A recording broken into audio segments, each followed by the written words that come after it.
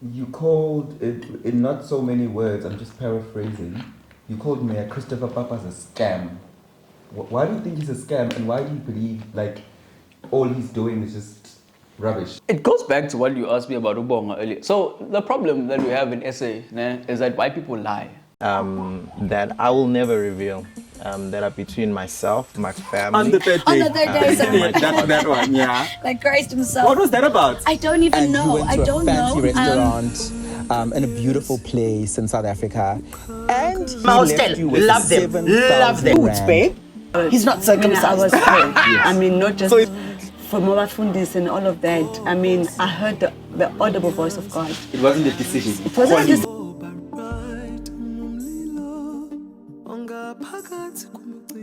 The funny thing is with podcasts is that we get to meet people who have done something that is either making a difference or just straight up controversial, or sometimes we meet people who are just, I don't know, being stupid.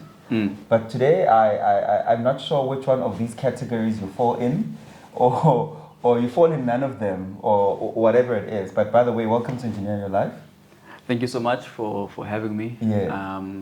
It's a great pleasure to be here. I think Ubona Bantabasha with doing their own thing is very inspiring, and I'm really honored to be one of your guests today. Sure, bro. So your name is Bonga Makhanya.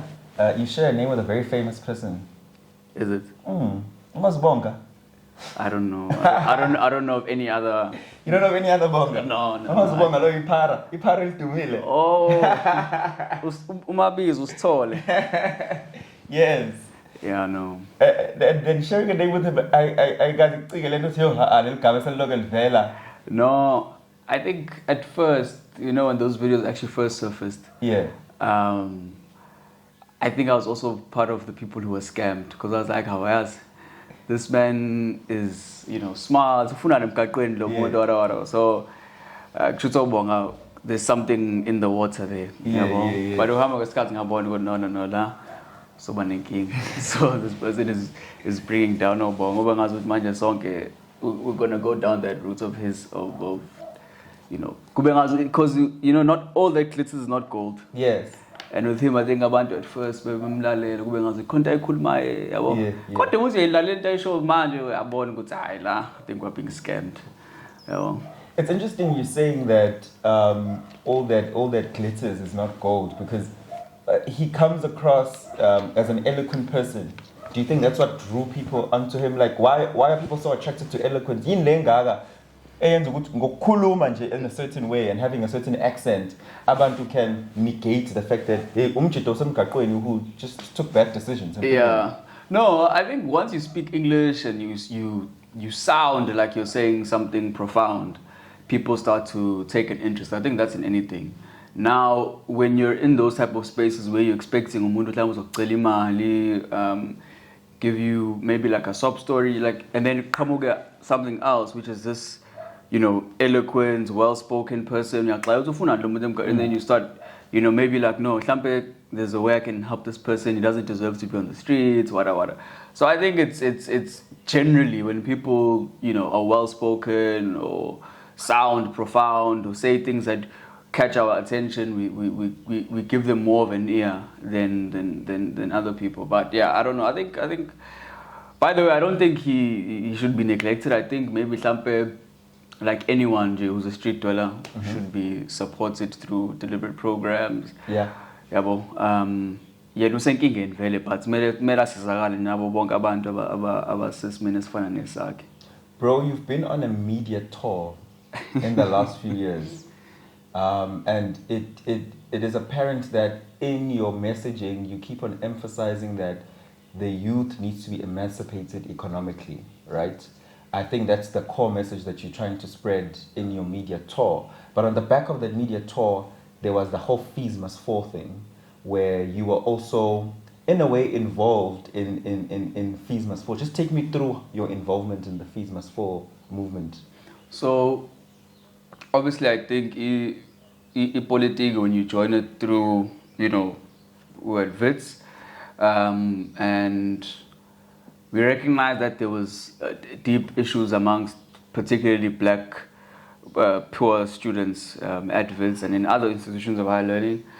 So there was also a crisis yokuthi njalo mekuqala unyaka nqwaba abantu can't come back to study, can't come back to register, and then kwase kuba ney'teleka-ke zokuthi okay, we need to actually re-register for the year, saying no to financial exclusion, etc., etc. Kwagcine-ke isi gaining momentum to a point where now it then became sort of a fees must fall type of movement. But initially, I think the year was actually, because we were not part of the fees must fall generation, but we just carried on some of the momentum that they had started. I think it was called Wits Asina Mali. Okay. And at that point in time, we would just come back from COVID, and there's about 8,000 students that couldn't come back due to financial reasons. It wasn't anything academic, but about 8,000 of them couldn't come back because they didn't have money.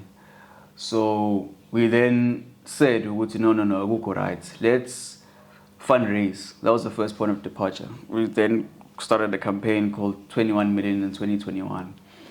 Some corporates, NGOs, non-academic institutions. We raised a few millions here and there, but it was nowhere near where what it needed. It only scraped the surface. Fund about 100 to 8,000. No. In fact, we need to take to the streets, call for free education, continue with that fees must fall movement, which had been neglected, and call for a permanent solution to the crisis. Because every year, where we have figures calling, young black students can't enter the doors of learning simply because they don't have money, not because they don't have the academic capabilities or whatever. So that's then what kind of gave birth to that, and then it became a national type of shutdown where we started seeing UKZN, UCT, Universities of Limpopo, Free State, everyone across the country just shutting down the universities until people could re-register for the year. And I think it was pretty, we didn't expect that type of momentum, because we just wanted to, black students enter the doors of learning at WITS, countries of spiral out of not control, but it then trickled down to other universities. Yeah. So at that point, are you part of WITS SRC? What platform are you using to be this fundraising machinery? Yeah. So we EVETS, when you contest elections, or ADVERT, when you contest elections, you contest through student political formation. So we were part of an organization called the YCL, the Young Communist League. It's sort of like the SACP. It's actually like a youth wing of the SACP. Okay. So we then deployed Abantu into SRC, won seats, and then they all entered. I think we won elections that year. And then what happens is that political structures, you want to oversee the sort of like the SRC. We go to what are the programs for this year, what are the issues. So we were more of that political oversight in the runnings of the SRC. I think I served personally in two, in the president's office in the subcom, and also in the TG's office as a subcom. But most of the fundraising was done through the PYA structures, and also like I'm an office lawa in abantu sasiba deployed in political formation. So it's funny you say this, because what I'm trying to get to is a lot of people join the SRC because it's a nice foundation or a nice stepping stone to a political career they're trying to build in their adulthood. Yeah. So once again, you've been on a media tour. You were at the forefront of Wits Asina Mali. You speak a lot about politics in your capacity personally as well on your media, on your social media platforms. Are you just another person trying to be a politician? No. I think, look, inherently, when you're young, black, and I think just anyone, you're inherently involved in politics, whether you like it or not. I don't see myself ever making a career out of politics or contesting public office. I don't like the scrutiny that comes with being in public office, yazi, if nje manje mhlawumbe you're an MEC or a mayor or whatever, usuloku unako ukuthi lesikipho sigqokile usithathe phi. Like there's a lot of scrutiny that I don't like, and a lot of, and rightfully so, we need to probe those questions to political office bearers or public office bearers. But I don't think I'd want that for myself. I think I like the space that I'm in now. For me, it's always been a genuine will and desire to change the lives of black people. And the vehicle that we found to be most appropriate to do that was, at that point in time, student activism.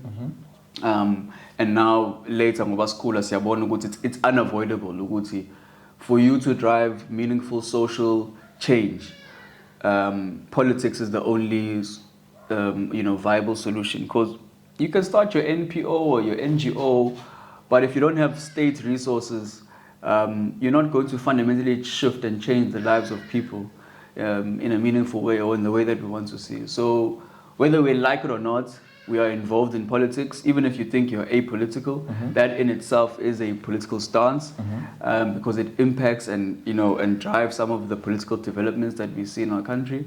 So yeah, but when it comes to being a political office bearer or standing for public office, I don't think that's something I'd ever want for myself personally. Yeah. However, politics are unavoidable, and we must be active in ensuring that we participate meaningfully in the political space to drive the social change we want to see. So SACP, back then in your Wits days, you were in the youth wing of the SACP, right? SACP still has some sort of affiliation with the ruling party, which is the ANC. So would you say fundamentally your values and principles align with the ANC?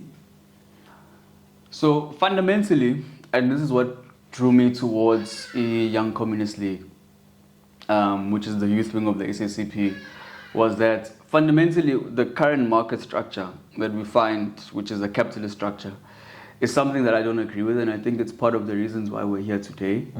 And I think for us to achieve genuine social change and social transformation for the lives of black people in this country and even on the continent, we need to have a shift in the ownership structure of the economy.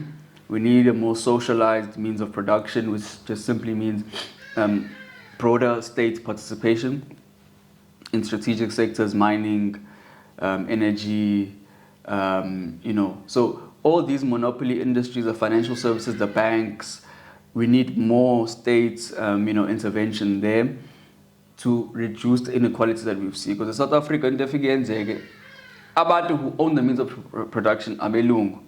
They're the ones who own companies. They're the ones that own shares in JSE listed companies. They're also board directors. They're part of the management. So the only then solution fundamentally and ideologically is socialism or a socialist state. And my political views are aligned to anyone that represents that type of society that I think we should build, which is one where the means of production are owned by the people, one where the means of production are owned by the state. So EFF. Oh. So you're asking me what party would I vote for? I'm giving you my fundamentalist political stance. Yeah. Well, whether or not I would vote for the EFF is something else. Yeah. So far, what I've seen in the political sort of terrain and the options that are there, it seems as though it's the ANC that embodies that, or the SACP, but the SACP doesn't contest elections. It contests through the ANC. So I think from what we could see, or the options that are on the table, the most viable solution towards achieving genuine socialist regime is probably the ANC, maybe together with the EFF. I'm just not convinced as of yet of the political will of the EFF. On paper and on policy, I think they have some of the best type of economic policies I've ever read. I'm just not sure whether or not they mean what they say when they... To hear you correctly, you're saying the ANC represents a socialist future for us, and in 2024 you're happy for the ANC to stay in power? No. I gave you my fundamentalist posture, which I believe in the state playing a meaningful role in the economy, and a state where the people own the means of production. Now the ANC, through its policy documents, its National Democratic Revolution, which is the underpinning sort of economic policy that guides the ANC when it goes into the state, it speaks about sort of economic reforms, but it speaks about ownership of the means of production by the state. And it speaks about broader state intervention. So I don't think that DA represents that. I think they represent a free market, fundamentalist posture, a neoliberal type of, that reinforces the status quo. I think the closest thing to a socialist regime would also be something like the EFF. I think the IFP is more on the right, center-right type of politics. I think the UDM is probably also center-right. You can name all of them. The only two parties I think represent anything that looks like a socialist regime is the ANC and the EFF. So are we settling then? Because they represent, but where is the implementation? We need to be honest and criticize them based on implementation. Guiding policies look amazing on paper. Nowadays it's not on paper, it's on our computer screens. We can all download the PDF right now and read it. No, but what are they doing? What are they implementing? Remember, you're a change maker. You're a young person who's gone on platforms and spoken about these issues and implemented things with Asina Mali, so we can see that you are doing things. You've got your youth economic council. You are doing things when in your capacity and the small group that you are in. So you can't go back to the system and say there are people who have the principles. We don't need the principles. We need implementation right now. So who is implementing well right now? That's what I'm asking. No. I agree, and I think another mischievous thing commentators, even young people and people that are discussing politics, whatever, very, very mischievous thing they try to do. The ANC takes over a system that has been around for the past 400 years, that has deliberately excluded, isolated, and suppressed black people in SA. Now they both socially, economically, and politically. In every manner possible, yeah. For 400 years, that's what has been the general view of them. Yeah. The ANC comes in 1994 to try and reverse whatever the damage that has been done by the previous regime. Now, as a scientist, I'm sure you would know, Guti, if you want to oppose a force, I think it's the law of inertia, Guti, it must be equal in magnitude and opposite in direction. Now, awukwazi abantu abafike manje with 20 years or 30 years in terms of experience and intervention and expect them to reverse into 400 years. Why I'm saying that is because you need to give any political party time. We imagine there's local government elections where the DA is saying we inherited a bankrupt state, or we inherited a completely bankrupt municipality. So give us time to reverse and fix the potholes and put water and whatever, because the ANC figure, I think they've probably been in office now, if they won elections in 2021. But people are very sympathetic to saying, no, let's give them that time to reverse, the issues of the past administration.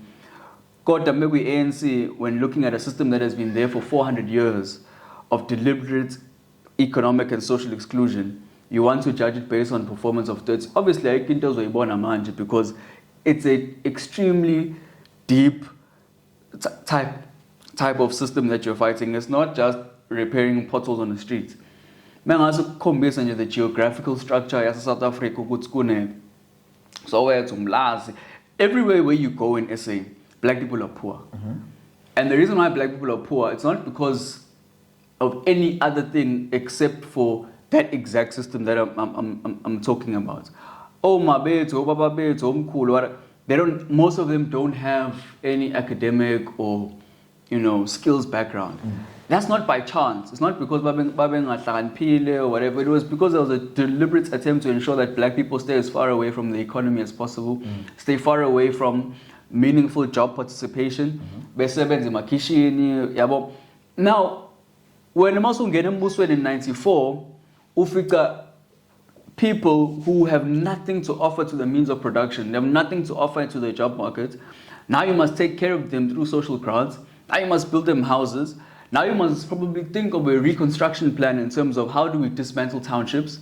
By the way, the ANC hasn't even gotten to that point yet. I don't think I've heard anyone speak about how we can change the geographical structure of South Africa to become more equitable or whatever, because there being townships and suburb areas, whatever, reinforces all of the class inequalities that we see. So what I'm saying is that any political party that comes into office, be the DA, the EFF, the ANC, that wants to change the lives of people, give them time to implement their policies, because it's not an overnight thing. It's not even after 30 years. How after the system got 400 years. In 20 to 30 years, there's something that anyone can do more than what I know. I think they've scraped the surface in ensuring basic services to the poor. Anyone now through NSFAS can go to school, higher education for free. There's a lot of things that they've done, but the lives of black people haven't changed fundamentally. People who were poor in 94 are still poor today. Many of those things have little to nothing to do with the ANC. For example, our unemployment rate. I always say, for me, the blame is with the private sector. In South Africa, about 16 million. 1 million works for the state. Or Neso, Tisha, Masipala. I think it's about, maybe let's say it's 2 million. 15 million of those people work in the private sector. Or they're working for companies in the private sector. There's about 5 million that are sitting at home looking for work. Now, 5 million won't get work from the state. It's overemployed. Already, if you study economic policy, a lot of critics say our wage bill is too bloated. We're paying too much to salaries and wages. We should decrease our wage. So 5 million uzoqashwa private sector, my business. Companies are making profit in this. If you go to the JSE listed companies, check how many of them are making profits, how many of them are doing well, you find there's a lot. Leo Mali, after each year, goes overseas to their shareholders. Aibu is allowed to reinvest into productive assets that will create jobs, factories, whatever.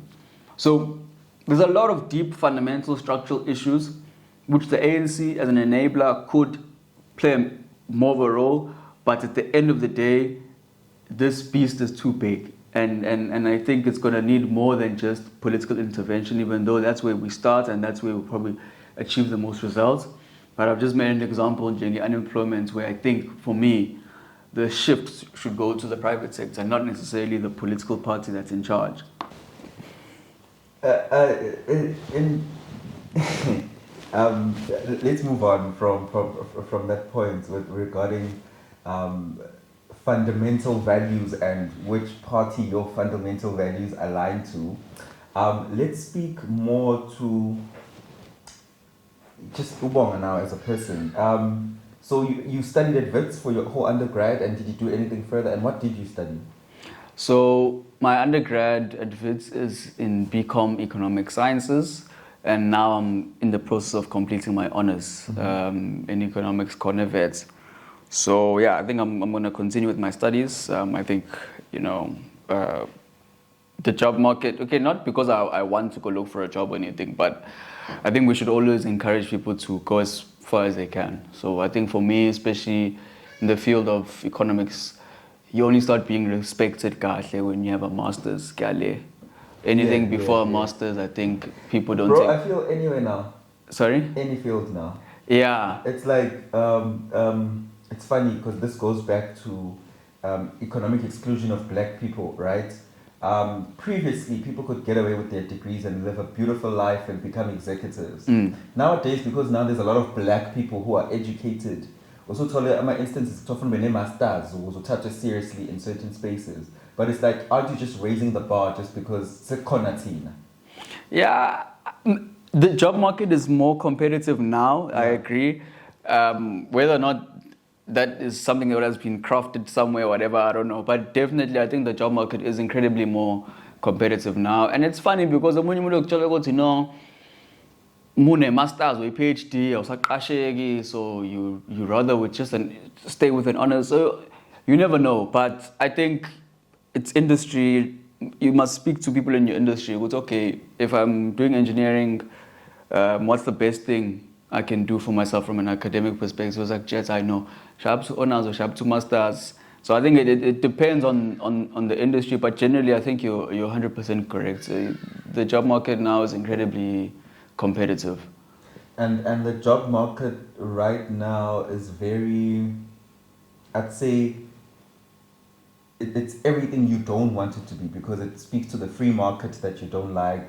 It speaks to capitalism, and you have to compete at that level whether you like it or not. So how are you navigating having to be realistic and compete at that level, because you need to eat at the end of the day, but still have principles that say, I don't like this is rubbish, this doesn't help the people? Yeah, I think, so for me personally, I think we've kind of taken a decision that, you know, ngeke simsebenzele umlungu, which is a phrase that not literally, but that we won't necessarily want to go and find a job. So part of the you know, things that we always speak about is that we want young people to own strategic assets in the economy and own businesses and whatnot. So now we're saying, now how does anyone take us seriously if we ourselves are not business owners, or ourselves are not active in business, and we go and, you know, look for comfortable jobs in Sandton and in Rosebank, but we encourage other people to own businesses. So I think we've kind of also, personally and professionally, taken a fundamentalist posture that, you know, let's go into business, let's, you know, be an example that even though you're young, with the right people around you and with the right support and resources, you know, you can own strategic assets and, you know, businesses. So yeah, I think for me personally, a job is not something that, you know, we're looking for right now. But obviously with Cyril's economy, you'll never know. Someday I might come back and want to be an economic analyst for your podcast, and do research for you guys in a year or two. So you don't have a job right now? No. I think we survive off. We've got a few businesses going, with SAIC as well. You know, those things keep us going. So no. We are not looking for any employment, whether temporary or permanent, at this point in time. You're not just a spoiled brat that has good financial backing from home, and we must all not get jobs because Bonga said so, and he can live the ideal life and not worry about food. No. I think, look, we're involved in a lot of projects right now which I think are doing very well for us. And funny enough, you know, Ekaya, they support me emotionally, but when it comes to the financial side of things, I think it's always been a case of saying, Tina, we send you to school to go get a degree and go look for a job. So anything outside of that, asahlangen. So, you know, financial support is there. Obviously, what they didn't do, you know, buying you food during school, those but fundamentally isn't there now, and in school. I mean, my marks when I got to Wits, I had a bursary. In Puma Foods, I still had a bursary that took care of a lot of things that I was, whether it's an allowance or whatever. So isn't there anything because I understand how I come from a big family. So if they could also if they could channel those resources to other people who need them more, I think you know, that's good. But on my side, we're fine. I think the projects that we're working on, some of the things we're doing with SAIC, do keep the lights on and keep us going. You called it, in not so many words, I'm just paraphrasing, you called Mayor Christopher Papas a scam. Why do you think he's a scam, and why do you believe, like, all he's doing is just rubbish, because basically that's what you feel about him. And many people would fight you because he's created or has made people believe in him over the past year. I don't know if it's a good PR machinery or what, but Mayor Christopher Papas, as much as in the last few days there have been controversial points, but those points are not controversial enough for people to give up on him. Do you agree that people will not give up on him because of those few days ago, the tweets that he made? But fundamentally, people are convinced and they love him. It goes back to what you asked me about Ubonga earlier. So the problem that we have in SA is that white people lie. And for some reason, abantu abamnyama believe white lies all the time. So Papas, when his video started surfacing during elections and probably post-election, I was like, okay, no, I don't support the TA. But lo muntu abantu speaks the language of the people. Even the issues that he's articulating, I think he's articulating them well, in a way that is not tone deaf and in a way that is not, where he's looking down on black people, he's some sort of white savior. So that was my impression of him. No, this is a genuine activist who is using the TA as a vehicle for social change. And he's not arrogant because he's learning and living nabantu aphila nabantu abamnyama. Kodwa mawuhamba the deeper you dive into politics, you understand ukuthi things like that are a cosmetic exercise. And maybe that's why I use the word scam. Because abelungu, all of them, will never agree on fundamentally with anything that seeks to liberate black South Africans, permanently and economically. Because mengasubuza noma umlungu on BE bayichitha. Abasho nanokuthi ukuthi manje ke sebethi no, BE must, we must change BE and it must be equity. So we must look at how many people you're employing, and we must look at, if you've been disadvantaged, and we mustn't look at race. Now, obviously, maybe, I'll show MG how they award tenders. They will look at how many people you're employing and other socio-economic backgrounds, but not necessarily your race.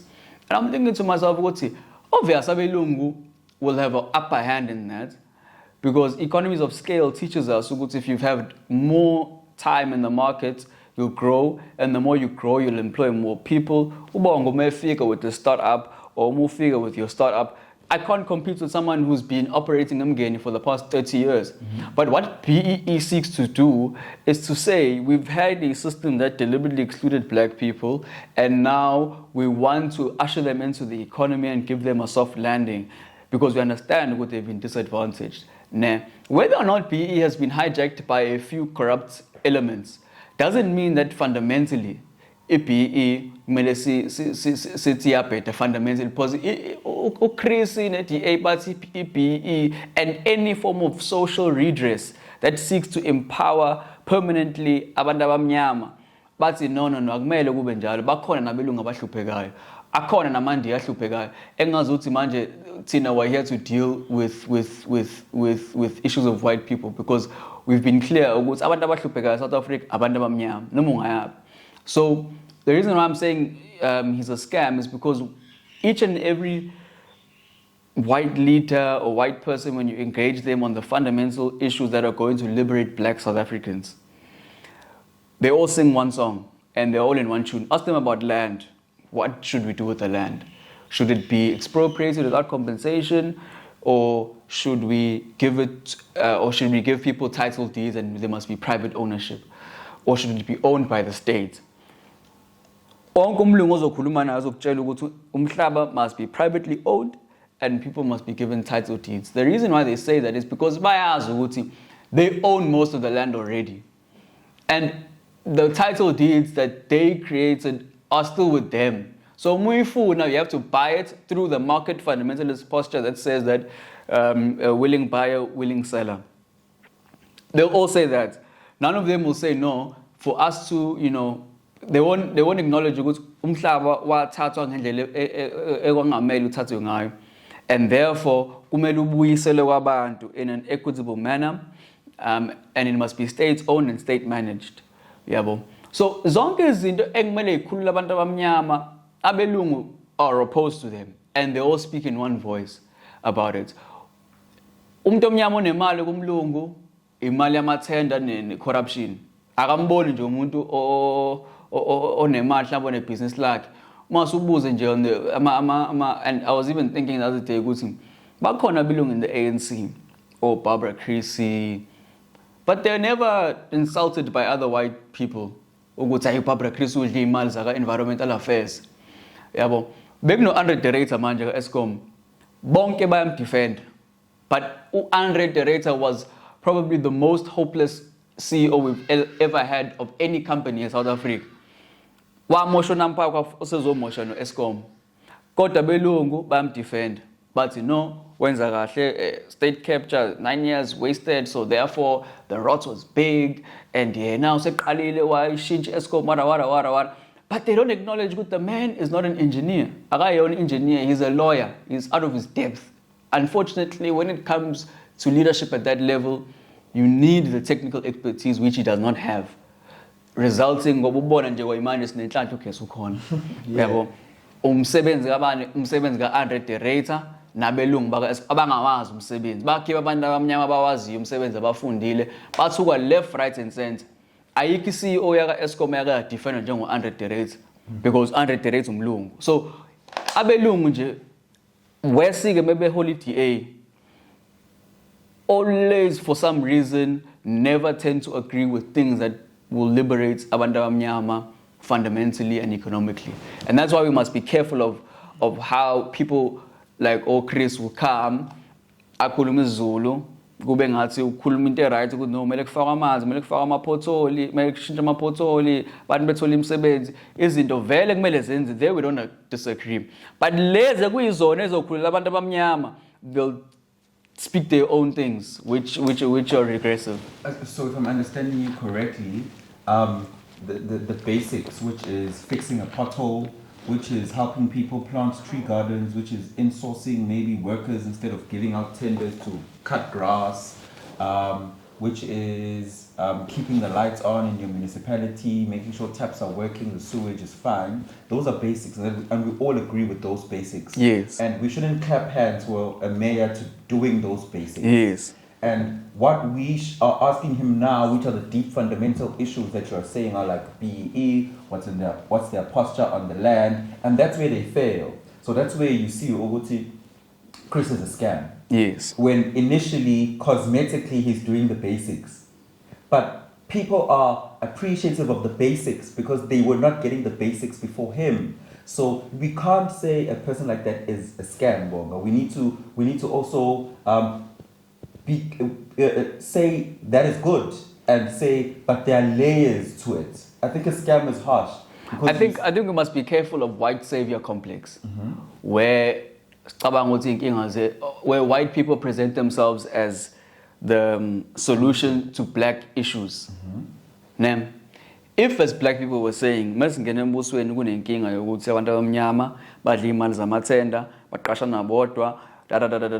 in local government, we must deal with those issues. Ne? Afika umlungu akhuluma isiZulu antshela ukuthi no mele silungise la bese akwenza futhi ne. It's fine, like when guessing you don't clap hands or praise a fish for swimming. Ne? So those things of people not fixing potholes or issues of izinto zakamasipala vele izinto ekumele ilungiswe vele. Sasingadinga uphaphasa ukuthi afike khona lo muntu oyisekela lakho kube mhlawumbe uyena ongenayo wenza lezi ngabe ngijabula even more. Yeah. But the problem is the white savior complex we have in SA, where we believe ukuthi umlungu uyena ozofika ozosolve inkinga zabantu abamnyama. And I believe in black solutions for black people. Asingajabuli kuze kweqe umlungu ngokulungisa iphotholi ngokukhuluma isiZulu. Owakwethu uma ekwenza lokho akujatshululwa to the same level In fact, you examine their performance in Mgeni and probably other municipalities, you might even find what they're doing the absolute bare minimum that is happening in other parts of the country that are led by black people or even the ANC itself. Yabo, ayikho into enkulu eyenziwe DA mase ufike lapha eMngeni abantu abanye bayahlupheka. Ezinye indawo ayinamanzi, ezinye indawo abantu abasebenzi.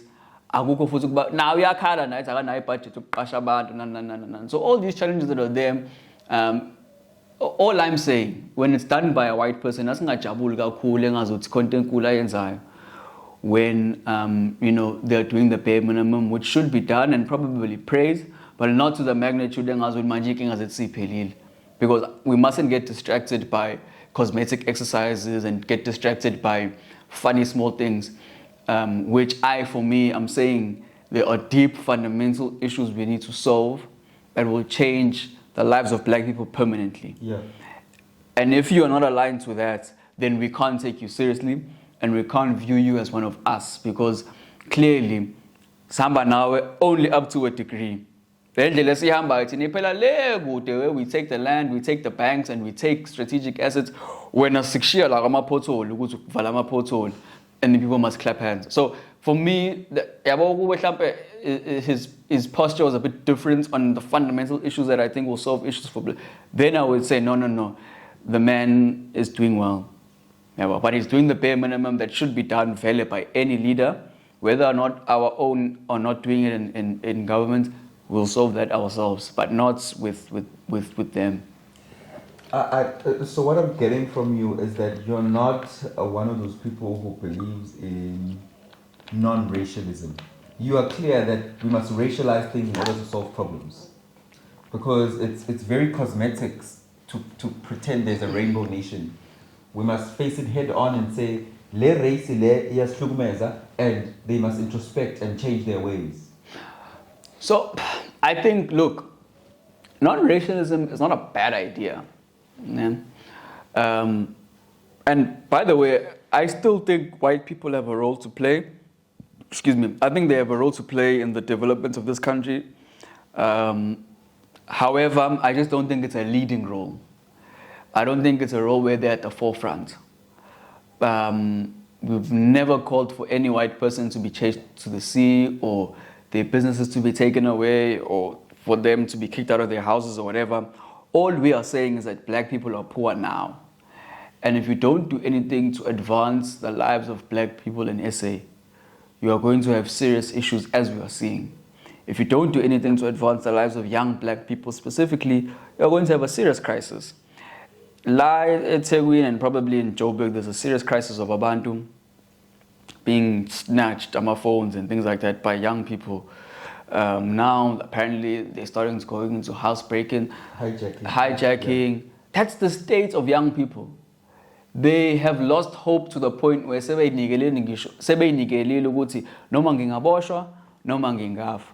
only thing left for me to put bread on the table is to go and commit a crime, and a serious crime at that.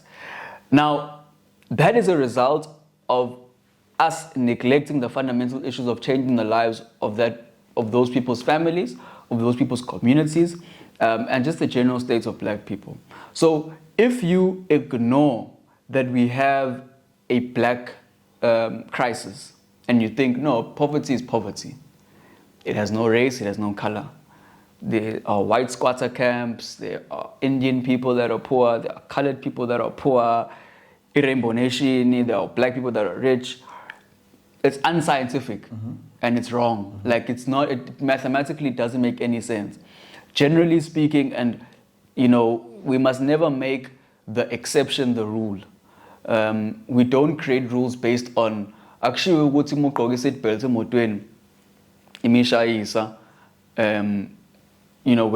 we say that the reason for you to wear the seatbelt is because most of the time, seatbelts survive the car accident. Yeah.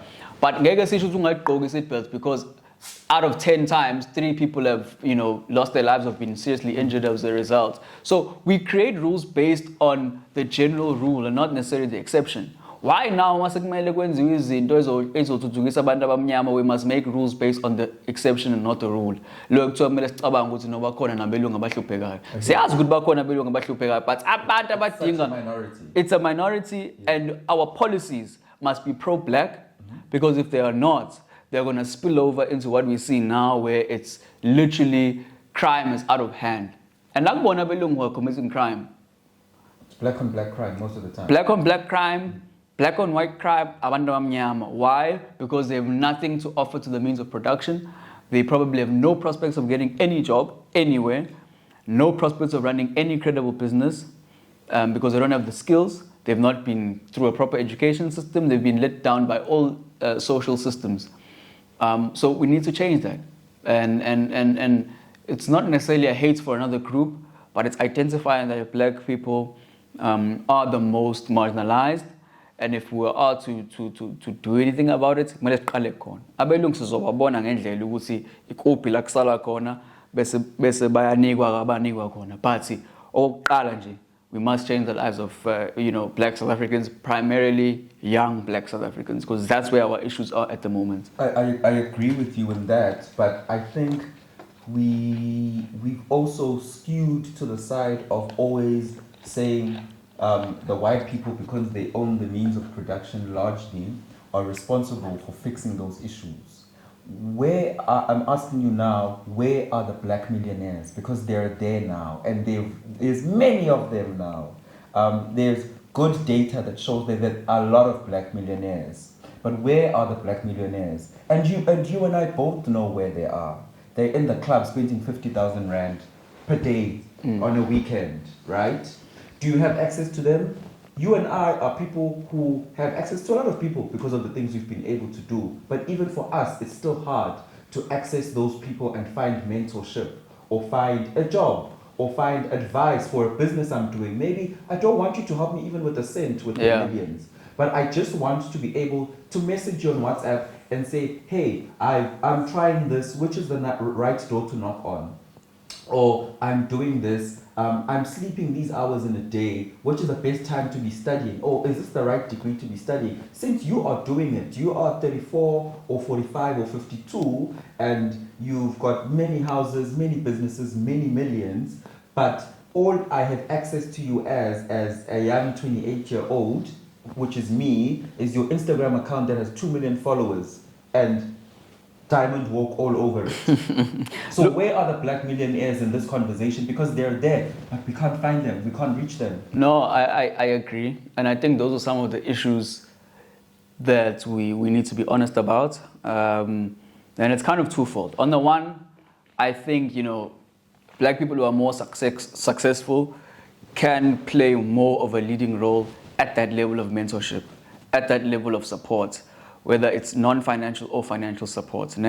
I think even here in Durban, it's actually very bad. Where there's a culture of there's an elite class. Yeah, there's a culture of elitism, and so there's no social consciousness. So leyo kakhulu ngiyexeka. Then there's an issue of black tax is a serious thing, and black people generally don't have money, even though they seem like they do. From what I've found, and just when you dig deeper into it, abanayo kahle hle imali, and then bengabi nayo imali. You look at entrepreneurs; they probably make millions here and there, but in a year or two, they're not guaranteed that they'll still be at that level because abaz konabani, whatever. So their wealth is not necessarily permanent. And then those who do have something very, very sustainable, those who are in mining, the black executives or whatever, PE shareholders and things like that. The really big black success stories that not these funny local entrepreneurs, like I'm talking about serious black, even billionaires. The problem now is that our shares are linked to white companies. They were empowered by white executives. So wealth is sometimes even questionable. Julius, I think the all time even said he's not sure if Patrice Motsepe is a billionaire.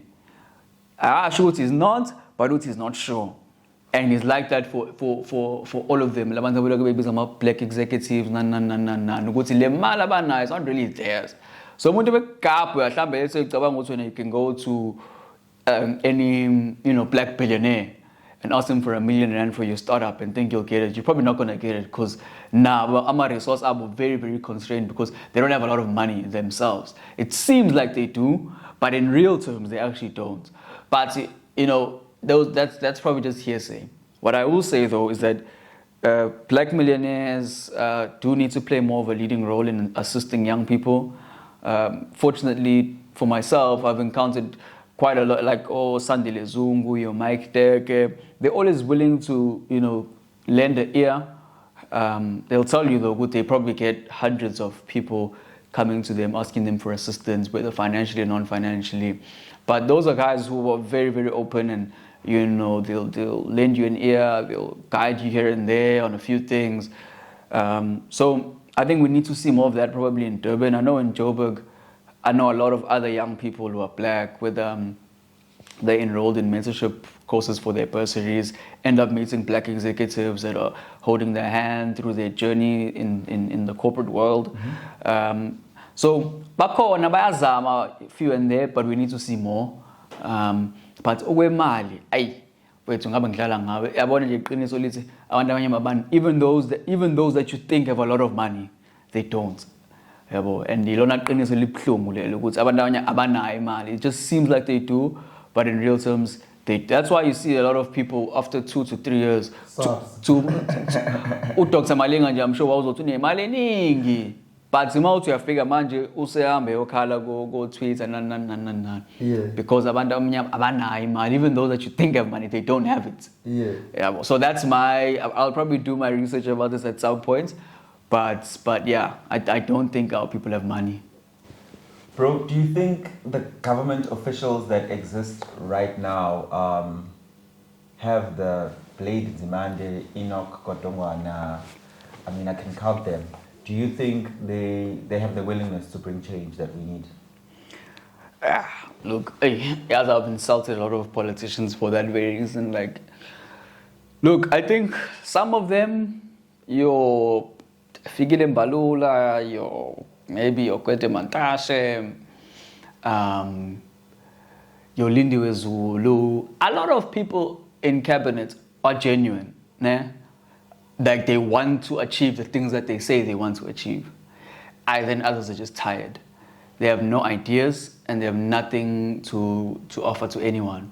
Probably just doing this because it's been a lifelong dream to be a minister or, have blue lights or whatever. But excuse me, they have no ideas. No implementation, ayiko. So, I think some of them, they don't inspire any confidence, and they don't look like they will, assist anyone with anything, to be quite honest. But there are a few that I have great respect for. I've seen the work that they're doing in their various departments, both at a policy level and then also at an implementation level. I've seen for other people. And I'm like, I know, it's very difficult to say that. It's interesting you mentioned Minister Mbalula, but many would say, Wenzani, he's just being a razzmatazz, trying to be a celebrity and be relevant to young people, but he's actually not doing anything. Okay, the problem with states is that I'm not sure if you know how the government, actually, so there's the ministry and then there's the department, which is led by the DG, the DDG, and then the CFOs, whatever. Those are the people that actually administrators, like government officials. Those are the administrators. You don't see many of them, but you must check about teachers on ton. Mbalula, my politician, Bona, they just make pronouncements and they announce or whatever. Whether or not that road is actually built and policy is turned into implementation, it's the bureaucracy side of the state that must make sure within the show ministry and so and the minister assign loot, assign tender, assign loot on in procurement or anything like that. It's the sort of like the bureaucracy. But if you look at the amounts of and also with Mbalula, another problem is that with transport, it's very layered. You've got national, you've got province, and you've got the city. So look at picture, look no. Yeah, and I think umgaqo yakhe shame right. Yabo mangasuka no N1, N2, N3, N6, all of them. there's no single pothole. And mina ngiyengalahamba nje lelizwe ngemoto nje, especially last year, uhamba nje on a national road. Probably one of the best in the world in terms of engineering capacity, but also nje umgaqo omuhle. Sandrali yena kukuyena. Le menye imigaqo la mawusungenile eThekwini.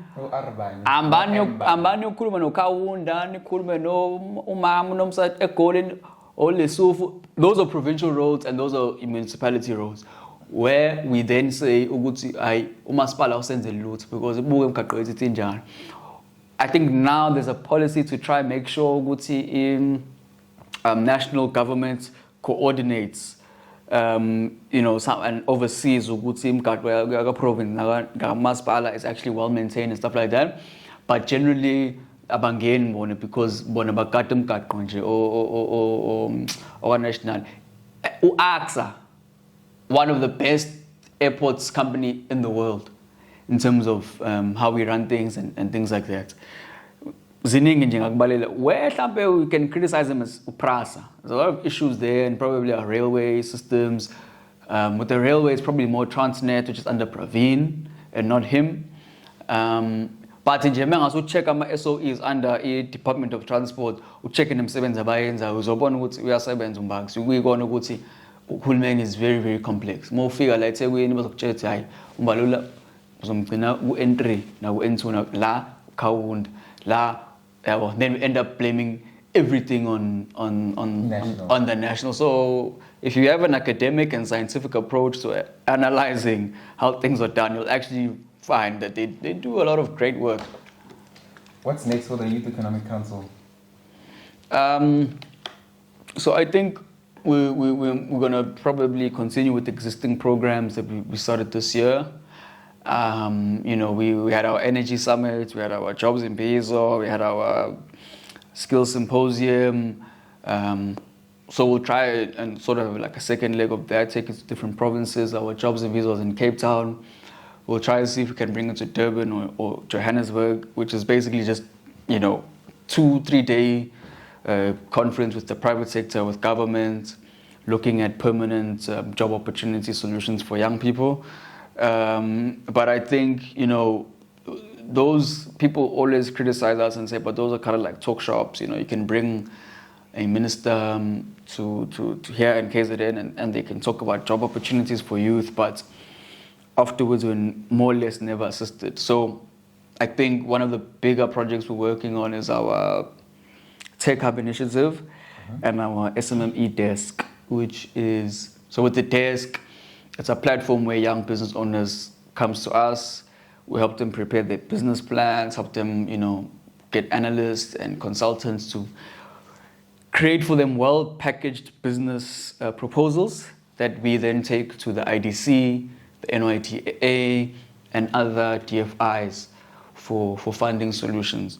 So if you're an SMME that is in the media space, but we encourage more, strategic sectors. So if you want to go into mining, if you want to go into transport, construction, approach the desk, we help you package, and then you go to the IDC and the NYDA. So we've got good relationships and an MOU with the NYDA and the IDC, where our role in our partnership is to bring them well-packaged business plans and well-packaged sort of business ideas to drive up their funding numbers for youth. Because a lot of them say, when you ask them how many young people have you funded, and they'll say no, but they don't approach us, or we don't get a lot of, we don't know who they are. So we say no, it's fine. We'll bring them to you. So that's what the desk does. That's an initiative we're quite passionate about.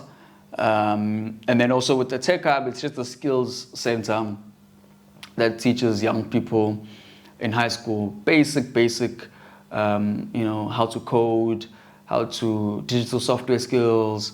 And it's in rural Limpopo, in a school called Phiri Secondary School.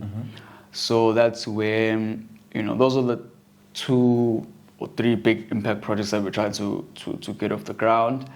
And yeah, I think the lobbying and the advocacy will continue. And I think now in Feb there'll be the mining in Dawa. So we'll be hosting probably a program there with the Minister of DMRE to see how we can encourage greater investments into the mining sector and how young people can play a more meaningful role in the mining sector. So there's a lot of things that we're trying to build more from, and others will just continue that are already there. The show is Engineer Your Life. I'm Lungelo KM. He is Bonga Makhanya. What I got from him is that he is very intelligent. He also has his head in the right space. I'm not too sure about the part where he's defending the Fikile Mbalulas and the black millionaires. Maybe it's for his VIP table at Envy, but I'm not going to get there and go too far. Thank you for watching the episode, guys. I'll see you next time.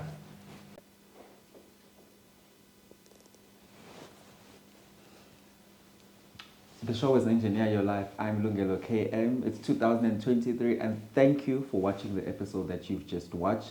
Please don't forget that every Tuesday at 3 p.m. we have a new episode for you. So it's Tuesdays at 3 now. We'll have a new episode for you. Also make sure that you join the channel as a member, because when you join the channel as a member, whether you join and just pay R9.99 or whatever tier that you choose, it helps us to build the channel and give you the podcast content that you deserve. Also, I want us to affirm a good year this year. So whenever you see this, I just want you to remember that you are affirmed and you are faithful to your dreams. Just affirm that you're a hard worker. Affirm that you're good at what you do. Affirm that you have good mental health. Affirm that your spiritual life is going well. Affirm that your relationships are going well. And while you're at it, don't forget to subscribe to our social media, Instagram, Twitter, Facebook, TikTok, at Engineer YL Show on all the platforms. I'll see you in the next episode.